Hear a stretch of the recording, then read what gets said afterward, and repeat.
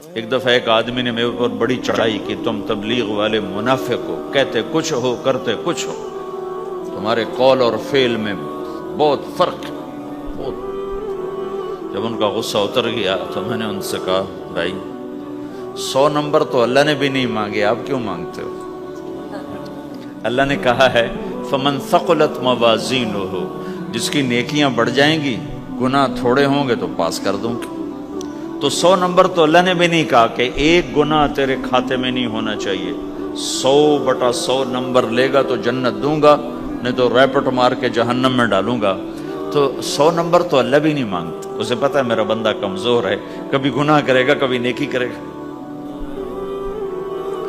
تو وہ کہتا ہے جس کے پاس 51 نیکیاں ہوئیں اور 50 گناہ ہوئے تولوں گا تو 51 جھک جائیں گے نا، 50 معاف۔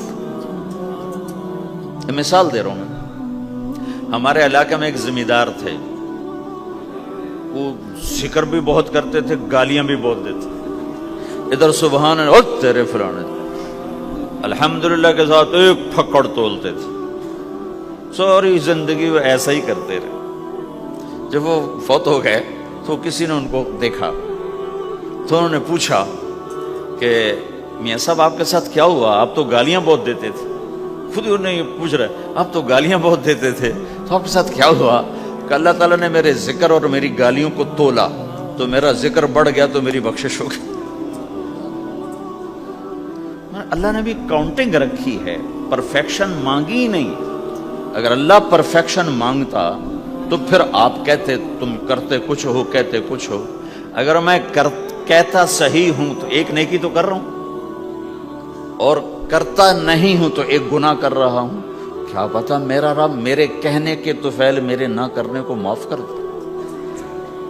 بس ایک صورت میں ہے کام خطرناک کہ اگر میں اس کہنے سننے کو اپنی دنیا بنانے کا ذریعہ بنا لوں پھر خطرناک ہے۔ أَتَأْمُرُونَ النَّاسَ بِالْبِرِّ وَتَنْسَوْنَ أَنفُسَكُمْ وَأَنْتُمْ تُتْلُونَ الْكِتَابَ، وہ یہ آیت۔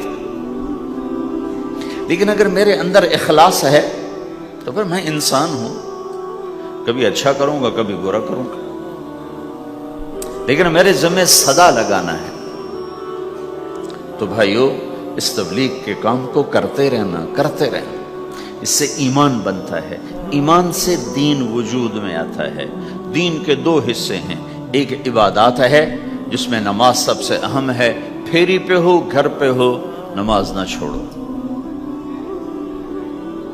رمضان کے روزے ہیں، اللہ پھر رزق زیادہ دے دے، حج کرو زکوٰۃ دو، لیکن عبادات بڑی محدود ہیں اور اس میں کثرت اللہ نے مطالبہ بھی نہیں کیا، بلکہ اللہ تعالیٰ نے اس میں اعتدال ہی کو پسند فرمایا ہے۔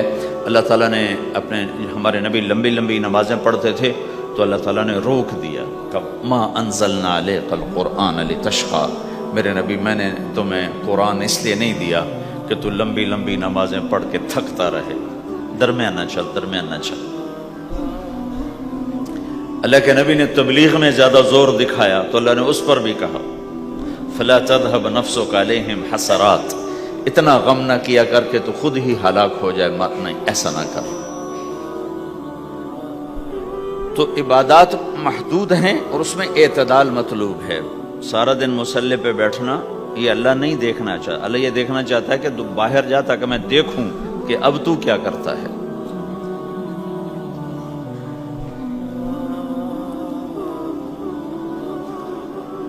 دوسرا حصہ اس کا اخلاقیات ہے، آپس کی معاشرت ہے۔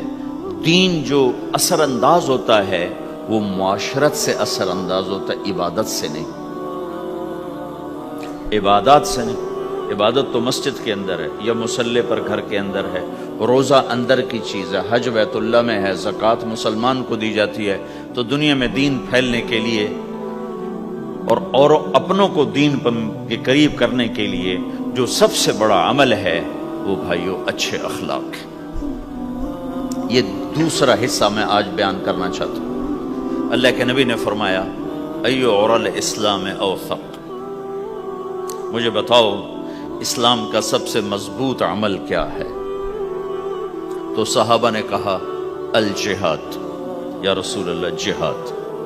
اسلام کا سب سے مضبوط عمل کیا ہے؟ صحابہ نے کہا جہاد، تو آپ نے کہا وحسن وما هو به، ہاں جہاد بہت اچھا عمل ہے لیکن سب سے بڑا عمل نہیں ہے، سب سے مضبوط عمل نہیں ہے۔ انہوں نے کہا جی الصلاۃ، نماز، تو ہم نے کہا ہاں وحسنۃ وما هي بها، نماز بھی بہت اچھی چیز ہے لیکن وہ نہیں جو میں پوچھ رہا ہوں، سب سے اعلیٰ، سب سے اوپر، سب سے مضبوط نہیں۔ تو انہوں نے کہا جی الحج، حج، تو آپ نے کہا حج بھی بہت اچھا عمل ہے لیکن وہ نہیں جو میں نے پوچھا ہے۔ پھر صحابہ نے کہا جی روزہ، آپ کا روزہ بھی بہت اچھا ہے لیکن وہ نہیں جو میں نے پوچھا ہے۔ تو پھر صحابہ نے کہا یا رسول اللہ پھر آپ ہی بتائیں، ہمیں تو نہیں پتا۔ تو ہمارے نبی عبادات سے اوپر لا رہے ہیں، اپنے ساتھیوں کو عبادات پہ قائم کر دیا۔ ہر آدمی نمازی بن چکا ہے، ہر آدمی روزے دار بن چکا ہے، ہر آدمی مالدار زکوٰۃ دینے والا بن چکا ہے، اور ہر آدمی حج کا جذبہ پیدا کر چکا ہے۔ اب آپ ان کو اخلاق پہ لانا چاہتے ہیں، چونکہ اسلام کی تکمیل اخلاق سے ہے۔ اسلام کو تشبیہ دی گئی ہے گھر کے ساتھ، بنی الاسلام علی خمس، تو بنیا کا لفظ عمارت پر بولا جاتا ہے، تو اسلام کی بنیاد میں ہے کلمہ، نماز، روزہ، حج، زکوٰۃ۔ اگر اس مسجد کی بنیادیں بھر دی جائیں تو اس کو مسجد تو نہیں کہیں گے نا، ہاں جی بنیادیں ڈال دی ہیں، چھت ڈالنی ہے، جب چھت پڑے گی تو پھر یہ مسجد کہلائے گی۔ تو اسلام کی بنیاد قائم ہو چکی تھی، اب آپ چھت ڈالنا چاہتے تھے۔ چھت کیا ہے؟ وہ اچھے اخلاق ہیں، تو اب آپ ان کو اوپر لا رہے ہیں، اوپر لا رہے ہیں۔ تو آپ نے جب پوچھا تو انہوں نے وہی کہا جو انہوں نے ابھی سیکھا تھا، نماز، روزہ، جہاد، حج، لیکن آپ نے سب کی نفی کر دی، نہیں یہ بھی نہیں، یہ بھی نہیں، یہ بھی نہیں، یہ بھی نہیں۔ اچھا یا رسول اللہ آپ بتائیں، تو آپ نے فرمایا ان اوثق عر الاسلام الحب للہ والبغض للہ، اسلام کا سب سے مضبوط عمل وہ آپس میں اللہ کے لیے محبت کرنا ہے۔ اسلام کا سب سے مضبوط عمل وہ آپس میں اللہ کے لیے محبت کرنا ہے۔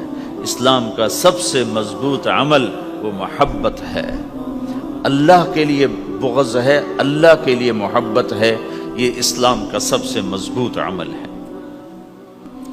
تو بھائیو، یہ چھوٹا سا معاشرہ اسلامی بن جائے، اس کے لیے بنیاد میں نے پہلے بتا دی، اب چھت بتا رہا ہوں، وہ ہیں اچھے اخلاق۔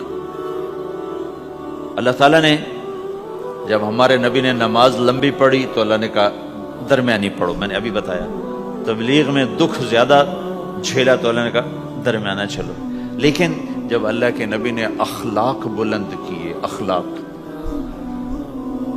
تو اس پر بھی اللہ تعالیٰ فرماتا میرے نبی ذرا اتنا نرم نہ ہو، تھوڑا سا سختی دکھا، آنکھیں دکھا، تھوڑا شوشاں کر ہے۔ تو میرے رب نے کیا کہا؟ واہ، میرے رب نے آپ کے اخلاق کی جیسی تعریف کی ہے، آپ کے کسی عمل کی ایسی تعریف نہیں کی۔ نماز کو کہا معتدل، اعتدال، دعوت کو کہا اعتدال، اور اخلاق کو کیا کہا؟ انک لعلی خلق عظیم، اور اس کو طاقت پہنچائی قسم اٹھا کے، نون، پھر قسم اٹھائی قلم کی جو علم کا ذریعہ ہے، والقلم وما یسطرون، مجھے قسم ہے قلم اور اس کی تحریر کی، ما انت بنعمت ربک بمجنون وان لک لاجرا غیر ممنون۔ ان دو آیتوں کو چھوڑ کر اگلی جو آیت آ رہی، وانک لعلی خلق عظیم، اے میرے محبوب میں قسم اٹھاتا ہوں قلم اور اس کی تحریر کی، تیرے اخلاق بڑے عالی شان ہیں۔ یہ نہیں کہا تیرے اخلاق بڑے عالی ہیں، انک لعلی، علا کا یہاں بہت عظیم الشان کردار ہے۔ علا یہ بتا رہا ہے کہ اے میرے نبی، جتنے اخلاق تصور کیے جا سکتے ہیں وہ سب تیرے تابع ہو چکے ہیں، اور تو ان پہ سوار ہو چکا ہے، تو ان پہ چھا چکا ہے۔ علا چھا جانے کے لیے ہوتا ہے کہ تمام اخلاق تیرے غلام ہو چکے ہیں۔ ایک دفعہ آپ نے فرمایا اچھے اخلاق 360 قسم ہیں، 360 قسم، 360 صفات کا مجموعہ اچھے اخلاق. کوئی ایک صفت کسی کو مل گئی تو جنت میں چلا جائے گا. تو ابو بکر رضی اللہ عنہ سامنے بیٹھے تھے, کہنے لگے یا رسول اللہ افی منہا شیء, ان 360 میں کوئی میرے اندر بھی کچھ ہے؟ تو آپ نے کہا تیرے اندر سارے کا سارا, کوئی کمی کوئی نہیں, پورے. یہ آپ نے اور کسی کو نہیں کہا, صرف آپ نے یہ ابو بکر سے فرمایا کہ ابو بکر تیرے اندر پورے اخلاق 360. تو بھائیو, آپس کی محبت اور اچھے اخلاق یہ اسلام کا سب سے چوٹی کا سبق, سب سے اعلیٰ درجے کا سبق.